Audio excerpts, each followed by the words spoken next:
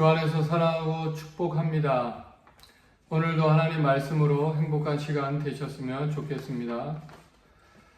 오늘은 출애굽기 31장 1절에서 11절까지의 말씀이고요. 하나님이 세우신 사람들의 특징에 대해서 오늘 말씀을 나누고자 합니다. 성막 제조에 대해서 출애굽기 25장부터 31장까지 말씀하시고요. 오늘 31장 마무리하면서 오늘 두 사람의 책임자를 세우고 계십니다. 하나님께서는 어떻게 이 성막에 대해서 만들어야 될지도 알려주실 뿐만 아니라 또 책임자, 일할 사람도 직접 택하시고 부르시고 또 그들에게 성령을 부어주시고 뿐만 아니라 지혜와 총명과 재주를 주시겠다고 말씀하고 계십니다. 우리가 하나님의 일을 할 때 그래서 하나님의 힘주심을 의지해야 한다라는 것입니다. 하나님께서 사역자를 부르실 때 가장 두드러진 특징은 바로 하나님께서 부르실 뿐만 아니라 그에게 능력도 주시고 또 성령을 부어주셔서 그 일을 감당케 하신다라는 것입니다. 그러므로 하나님의 백성이 해야 될 일은 자신의 부족함을 보지 말고 바로 그분의 부르심, 그 부르심에 단지 우리가 응답하는 것입니다. 오늘 말씀 2절을 보니까요. 내가 유다 지파 훌의 손자요 우리의 아들인 부살레를 지명하여 부르고 하나님의 영을 그에게 충만하게 하여 지혜와 총명과 지식과 여러 가지 재주로 하나님께서 오늘 부살레를 부르셨다라고 말씀하고 계십니다. 부살레는 어떤 사람입니까? 오늘 보니까 훌의 손자라고 말씀하고 있고요. 또 훌은 어떤 사람이었습니까? 훌은 여러분 잘 아시겠지만 아말렉과의 전쟁에서 아론과 함께 모세의 손을 들어주었던 사람입니다. 또한 이 사람은 갈렙의 아들이기도 하고요. 유대 전생에 의하면 미리암의 남편으로 알려져 있습니다. 그야말로 믿음의 명문 가문 출신입니다. 거기다가 믿음까지 좋고 또 능력도 있었던 그야말로 오늘날로 말하면 엄친아였다라고 말씀하고 있는데요. 그런 부살렐에게 하나님의 위대한 사역을 맡겨주시고 계십니다. 한편 모세를 생각해 보면요. 모세는 애굽의 높은 교육을 받아서 정치, 법률과 또 군사적으로 뛰어난 사람이었습니다. 뿐만 아니라 강한 소명의식도 있었고 하나님과 대면하여 말할 만큼 하나님과 대화할 만큼 그런 하나님의 특권을 누렸던 사람이 바로 모세였습니다. 더군다나 이 성막에 대한 모든 디자인에 대해서 그에게 설명해 주었고 그러므로 누구보다 성막에 대해서 잘 알고 있는 사람이 모세였을 것이라 생각이 듭니다. 그럼에도 불구하고 하나님은 모세가 아니라 부살레를 사용하셨다라는 사실을 우리는 주목해야 하는 것입니다. 교회도 마찬가지입니다. 담임 목사가 어쩌면 성경도 제일 잘 알고 교회 사정에 대해서 누구보다 잘 압니다. 그렇다고 담임 목사가 모든 것을 할 수는 없다라는 것입니다. 그러므로 교회는 다양한 지체들이 하나님 주신 은사를 가지고 자신에게 맡겨진 그 사명을 함께 이루어가는 곳이 바로 교회여야 한다라는 것입니다. 고린도전서 12장 8절 이하에서도요. 어떤 사람에게는 성령으로 말미암아 지혜의 말씀을 또 어떤 사람에게는 지식의 말씀을 또 어떤 사람에게 믿음을 또 병고치는 은사를 주셔서 성령이 일하게 하셨다라고 말씀하고 있는 것이죠. 오늘 3절 말씀 보니까요. 하나님의 영을 그에게 충만하게 하여 지혜와 총명과 지식과 여러 가지 재주로 하나님의 영을 충만하게 하였다라고 하나님의 일을 하는 사람의 또 다른 특징에 대해서 말씀하고 계시고요. 부르실 뿐만 아니라 하나님의 영을 충만하게 하셨다.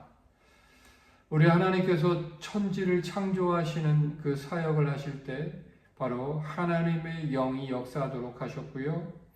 또 하나님의 성소를 제작할 때 하나님의 영이 일을 했습니다. 사도행전에서도 하나님께서 온 땅에 복음을 증거하는 일을 위해서 바로 제자들을 부르시고 또 그들에게 성령을 충만하게 하셔서 이 일들을 가능하게 하셨다라는 것입니다. 그러므로 하나님께서는 사람에게 재능을 부여하실 뿐만 아니라 하나님의 영으로 영을 주셔서 그 일들을 이루어지게 또 감당하게 하신다라는 사실을 우리는 여기서 알 수가 있다라는 것입니다. 또 한 가지 하나님의 부르신 사람의 특징이 있는데요. 바로 6절 말씀에요. 내가 또 단지파 아히사막의 아들 오홀리압을 세워 그와 함께하여 지혜로 마음이 있는 모든 자에게 내가 지혜를 주어 그들이 내가 내게 명령한 것을 다 만들게 할지니. 하나님의 부르신 사람의 또 다른 특징은 바로 조력자를 붙여 주신다라는 것입니다. 천지를 창조하고 6일째 되는 날 남자를 만드시고 또 돕는 배필을 하나님께서 그에게 붙여 주셨습니다. 아말렉 전투에서는 아론과 훌이라는 사람을 바로 모세에게 붙여 주셨고요. 만약 아론과 훌이 없었다면 그 아말렉과의 전쟁은 승리할 수가 없었다라는 것입니다. 함께 일하는 사람이 중요하다는 것이죠. 그러므로 하나님께서 성령을 부어주실 뿐만 아니라 함께 일할 사람도 붙여주신다라는 것을 우리는 다시 한번 여기서 보게 되는 것입니다. 그러므로 하나님 붙여주신 또 한 사람의 특징은 지혜로운 마음을 가진 사람이었습니다. 오늘 그 사람이 성경에서 오홀리압이라고 말하고 있고요. 그 오홀리압은 단지파에 속한 사람이었습니다.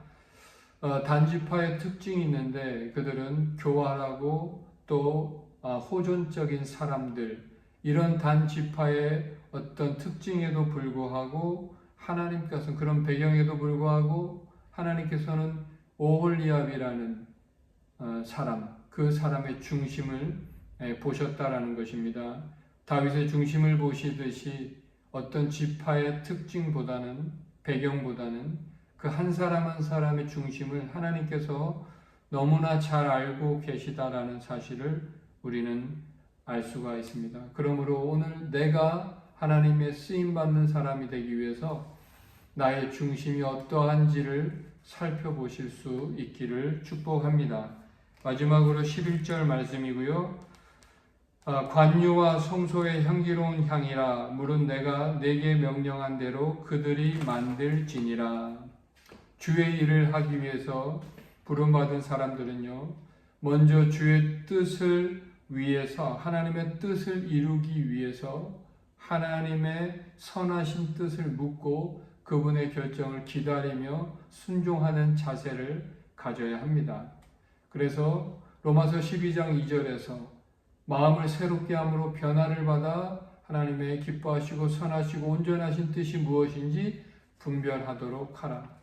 하나님의 뜻이 무엇인지를 분별하는 그 마음 자세가 필요하다는 것입니다. 그러기 위해서는 자기의 생각을 내려놓고 하나님의 말씀, 절대적으로 하나님 말씀에 순종해야 된다는 것입니다. 그러기 위해서 필요한 것이 무엇입니까? 내려놓음이고요. 굴복하는 것이고, 다시 말해서 죽어지는 작업이 먼저 있어져야 하는 것입니다. 그래서 때로 하나님께서는 이것을 위해서 고난을 사용하시는 것을 볼 수가 있습니다. 예수님께서도 하나님의 아들이셨지만 고난을 통해서 순종을 배웠다라고 성경은 히브리서에서 특별히 말씀하고 계십니다.